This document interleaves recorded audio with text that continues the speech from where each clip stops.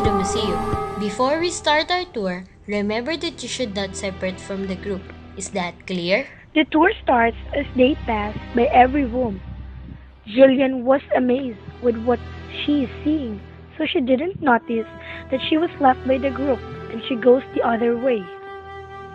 Wow, this is so amazing. But wait, why are the lights turning off? Because she was so overwhelmed, she didn't notice that the museum is going to close, and when she arrived at the main door, she found out that it is really close. Maybe there are guards here. I should find them. So, she walked and walked and walked until she got tired and... Where are the guards? I tried to look for them all over the place and I found no one. I guess I should enjoy my stay here and roam around, then find those guards that are nowhere to be found. She walked towards the room that is close to her. Maybe I should start from here. It says that this is mathematics section. I wonder what's inside. Then she opened the door with Chinese Era as its label. Oh my god, what's happening? Hi there, pretty lady. Come in. May I know what your name is? Oh, I'm sorry. I forgot to introduce myself. I am Al-Khwarizmi, a Muslim mathematician and astronomer. I introduced Hindu-Arabic numerals and the concept of algebra into European mathematics. Oh, you're so brilliant. Can you teach me how to write Hindu-Arabic numerals? Sure, why not? Come here and I'll show you how. The Hindu-Arabic numeral system is named after the Hindus, who may have invented it and after the Arabs who transmitted it to Western Europe. Muslims dominated the field of mathematics for most of the Middle Ages and part of the Renaissance. The use of mathematics is directly tied to several important duties in Islam. Math is used to calculate zakah, or the poor due. It's used to determine shares of inheritance and for the Islamic calendar. The contributions of Muslim mathematicians have a direct impact on how each of us uses math today. Long ago, numbers were represented by letters or symbols, which made calculations cumbersome. Muslims discovered a numeral system, which was used by people in ancient India. After making some modifications to this system, Muslims adopted it and later introduced it to the world. The number of angles in each numeral determined its value.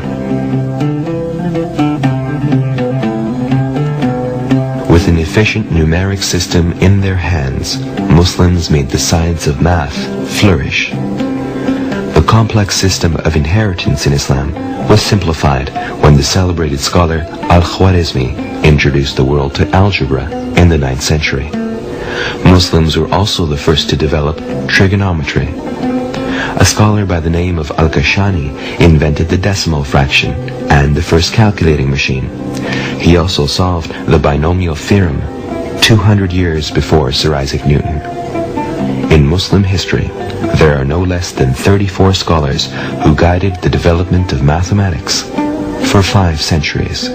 Then, the great Arab mathematician Al-Khwarizmi introduced the Hindu-Arabic numerals 0 through 9 into North America and Europe and created new procedures for computation. These algorithms could be written onto paper.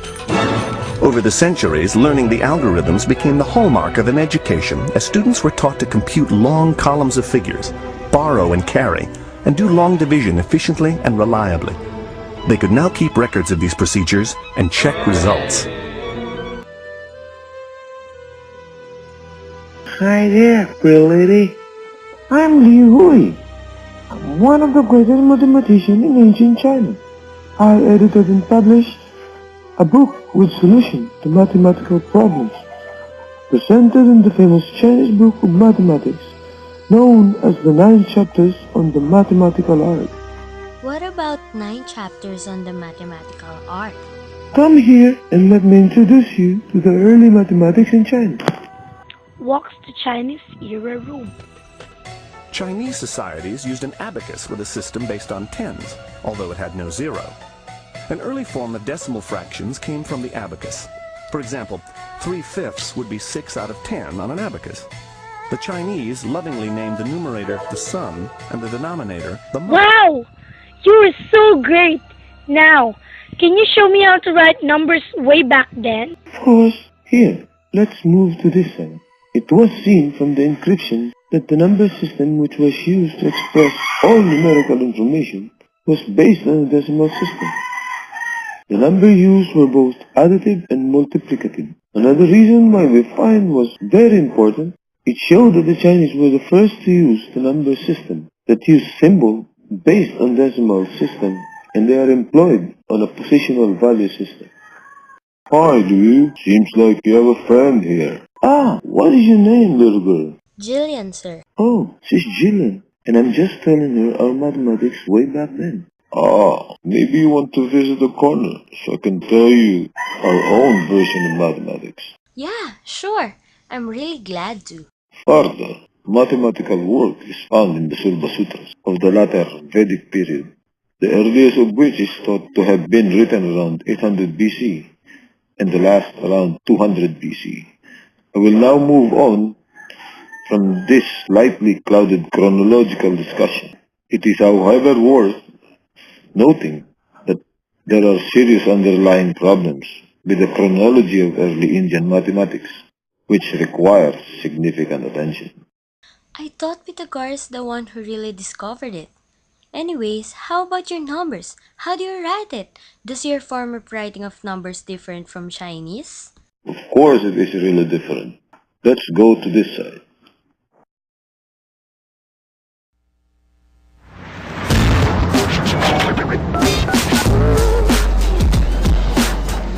Numbers, we use them everywhere, and the information they provide about our world is vital.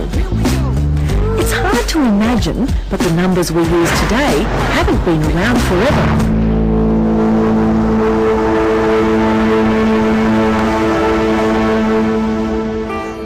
Our number system began a long way from our shores in India.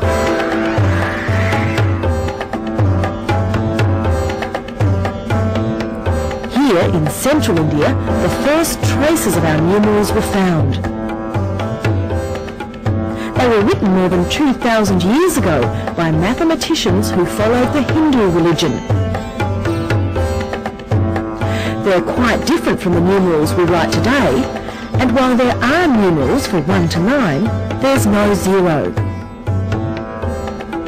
Over time, the numerals changed to look more like they do now, and a 0 was introduced. From India, the Hindu numerals were picked up by Arab travellers.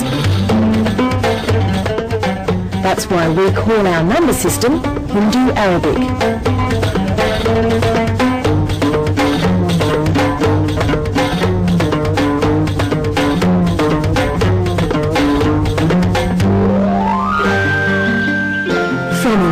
The Hindu Arabic numerals spread throughout Europe and continued to change.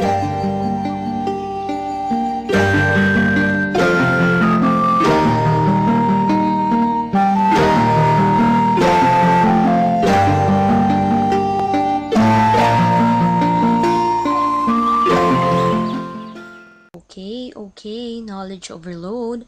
I got to learn so many things from you and Luoy.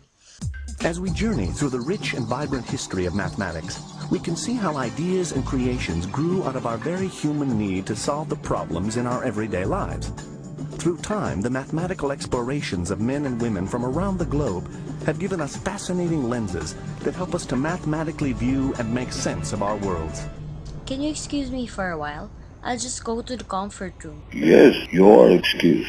Jillian goes to comfort room, and when she came out, she saw the tour guide. There you are, little girl. I told you not to part ways from us, right? You silly. Come on, let's continue touring around.